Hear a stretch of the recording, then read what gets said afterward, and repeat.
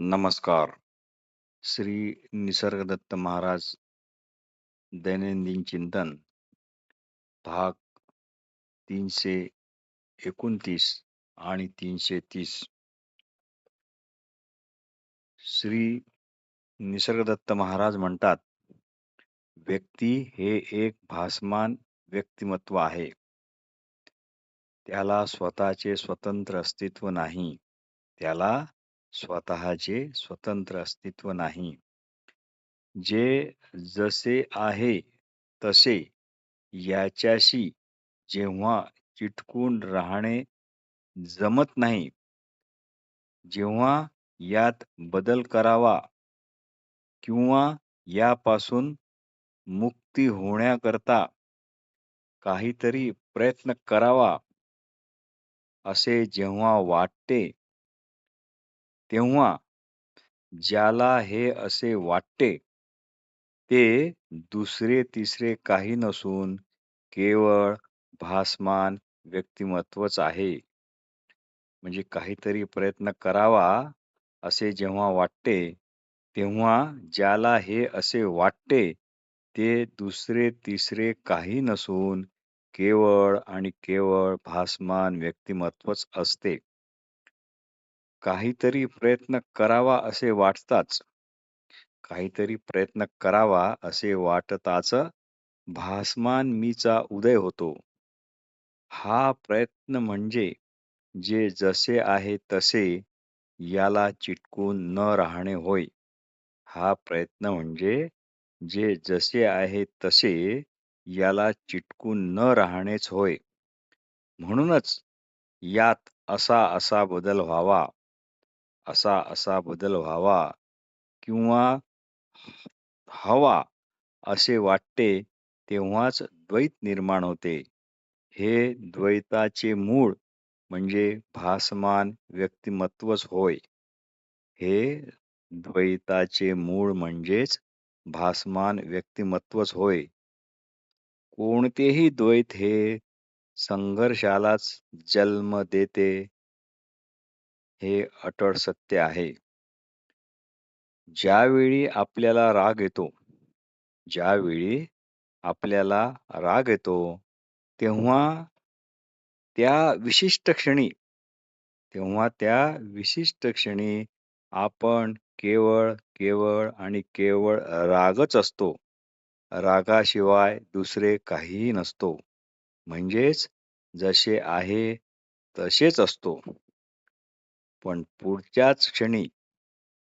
पुढच्याच क्षणी आपल्याला वाटते, राग येणे चांगले नाही आणि त्यावर ताबा मिळवायला हवा. राग येणे चांगले नाही आणि त्यावर ताबा मिळवायला हवा, या अशा वाटण्यामुळे द्वैत निर्माण होते व राग व त्याला ताब्यात ठेवू इच्छिणारा असे खोटे फसवे विभाजन उदयाला येते आणि संघर्षाची स्थिती मग आपणच निर्माण करतो. पण जर आपण जे जसे आहे तसे यातच जर संतुष्ट असलो, म्हणजेच काय, तेथे चिकटून असलो, तेथे चिटकून राहिलो, म्हणजे कुठल्याच प्रकारचे असे हवे तसे हवे असे म्हणून जसे आहे तसे यापासून जर पलायन केले नाही, तर जे जसे आहे तसे हेच आपोआप बदलते. ही मोठी आश्चर्यकारक गोष्ट आहे. जे जसे आहे तसे हेच आपोआप बदलते आणि त्याची जागा एका नवीन समजाने घेतली जाते. की जे जसे आहे तसे यालाच चिटकून राहणे हे फार फार महत्वाचे आहे आणि असे हे महत्व कळणे हाच खरा आत्मबोध होय, हाच खरा समज होय. जेव्हा आपण एकटे, एकाकी वगैरे असतो, तेव्हा त्याला चिटकून राहा. राग, ईर्ष्या, लोभ या बाबतीत पण असेच चिटकून असा. म्हणजे हे असले विभाजनच जर नाही, म्हणजेच भासमान व्यक्तिमत्व सुद्धा उदय पावणारच नाही आणि संघर्षाची स्थिती येणार नाही. सारांश: जेव्हा आपल्याला एखाद्याविषयी ईर्ष्या वाटते, तेव्हा त्या विशिष्ट क्षणी आपण ईर्ष्याच असतो. ईर्ष्यापासून स्वतंत्र नसतो, तर ईर्ष्याच असतो. म्हणून आपण वस्तुतः याविषयी काहीच करू शकत नाही. कारण आपणच तर ईर्ष्या किंवा आपणच तर राग, हा जो समज असतो, तो समज असला की भासमान व्यक्तिमत्व उदय पावण्याचा प्रश्नच येत नाही. सारांश: जेव्हा जे जसं आहे तसं मान्य केले जाते, म्हणजे जे जसं आहे तसं याच्याशी चिटकून जर राहता आलं तर, जो काही यात परिवर्तन करण्याचा, यापासून दूर पळण्याचा आपण जो प्रयत्न करणार होतो, तो प्रयत्न पण अर्थात होणार नाही आणि संघर्ष टळेल. तात्पर्य: विचारच आपले अस्तित्व टिकावे म्हणून भासमान अशा व्यक्तीच्या रूपाने उगाच सत्यत्वाने आणि सातत्याने वावरत आहे. आता इथे एक अतिशय आश्चर्यकारक घटना घडते. ते म्हणजे आता तुमचे पूर्वीचे जसे आहे तसे ते राहत नाही, तर ते आता समज या नवीन नावाने असे जसे आहे तसे समजल्या जाते. श्री निसर्गदत्त महाराज म्हणतात, स्वस्वरूपाच्या अज्ञानामुळे म्हणजे देहबुद्धीच्या सुरक्षितेला तुम्ही पकडून आहात, कारण तुम्ही भयभीत झालेले आहात. म्हणजे तुम्ही आणि तुमची भीती म्हणजेच तुम्ही दोघात काहीही फरक नाही. ज्ञानी पुरुष त्याच्या मृत्यूपूर्वीच मेलेला असतो. म्हणजे तुम्ही जेव्हा अगोदरपणाने असणाऱ्या असणेपणात असता, तेव्हा तेथे भीती ही गोष्टच नाही, इच्छा ही गोष्टच नाही. जगापासून मुक्त होण्यासाठी तुम्हाला स्वतःलाच जगाच्या बाबतीत पुढे होऊन मेले पाहिजे. मग विश्व तुमचे स्वतःचेच होते. तुमच्या देहाप्रमाणे होते. तुम्ही विश्वदेह होता. म्हणून जसे आहात तसे राहा. विश्व देह म्हणूनच असा. मग भिण्यासारखे काही राहणार नाही आणि इच्छा करण्यासारखेही काही राहणार नाही. भाग 330. एका साधकाने श्री निसर्गदत्त महाराज यांना प्रश्न विचारला, मला नीट न कळणाऱ्या जगात मी राहतो. मला नीट न कळणाऱ्या जगात मी राहतो म्हणूनच मला फार भीती वाटते. काय करू? यावर महाराज म्हणाले, तुम्ही जगापासून स्वतःला वेगळे समजता म्हणूनच भीती वाटते. ही तुमची चूक दुरुस्त करा. तुम्ही देहधारी व्यक्ती आहात की आणखी काही आहात, हे जाणणे तुम्हाला अतिशय महत्वाचे वाटत नाही काय? तुम्ही देहधारी व्यक्ती आहात की अजून काहीतरी आहात, हे जाणणे तुम्हाला महत्वाचे वाटत नाही काय? तुमचे सर्व प्रश्न हे देह-मनाचे आहेत.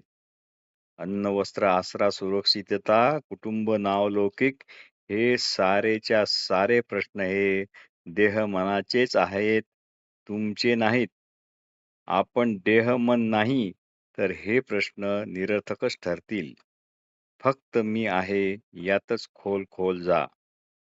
तुम्ही स्वतःकडे पाहिजे तसे लक्ष पुरवित नाही. तुम्ही स्वतःकडे पाहिजे तसे लक्ष पुरवित नाही. तुमचे मन तुमचे मन निरनिराळ्या वस्तू, व्यक्ती व कल्पना यातच गुंतलेले असते.